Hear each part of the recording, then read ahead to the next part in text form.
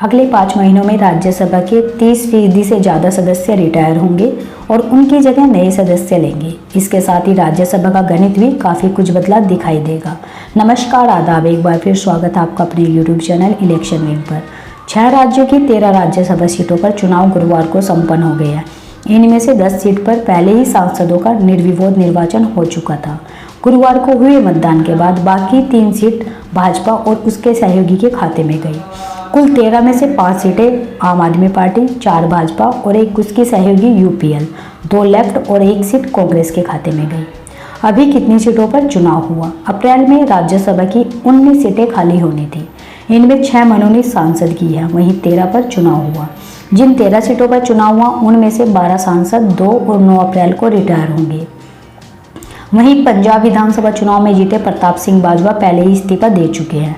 चुनाव के बाद किस पार्टी की सीटें बढ़ी? जिन 13 सीटों पर चुनाव हुए उनमें सबसे ज़्यादा फायदा आम आदमी पार्टी को हुआ। इनमें पंजाब की 5 सीट आपके खाते में गई। वहीं असम, त्रिपुरा और हिमाचल प्रदेश में भाजपा को फायदा हुआ, तो केरल में लेफ्ट की सीटें बढ़ी है। इन 13 सीटों पर सबसे ज़्यादा नुकसान कांग्रेस को हुआ है। चुनाव से पहले इन 13 में से 6 सीटें उसके पास थी।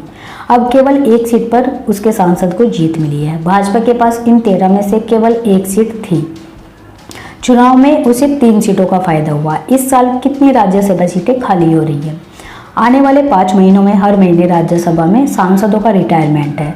अप्रैल में कुल 19 सांसदों का कार्यकाल खत्म हो रहा है। वहीं मई में 1, जून में 20, जुलाई में 33 और अगस्त में 2 सीटें खाली हो रही है।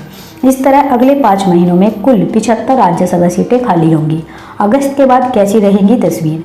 जो 75 सीटें अगले 5 महीनों में खाली होनी है उनमें से 7 मनोनीत सांसद की है। उन्हें हटाकर बाकी 68 सीटों में से 27 अभी भाजपा के पास है।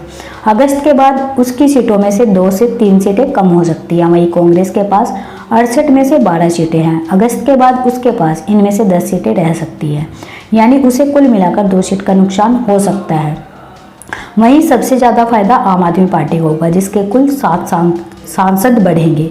वहीं वाईएसआर कांग्रेस को भी करीब 3 सीटों का फायदा हो सकता है। इलेक्शन से जुड़ी सही रिसर्च और ओपिनियन पोल्स के लिए जुड़े रहे इलेक्शन विंग पर। साथ ही चैनल को लाइक, शेयर और सब्सक्राइब करना ना भूलें। धन्यवाद।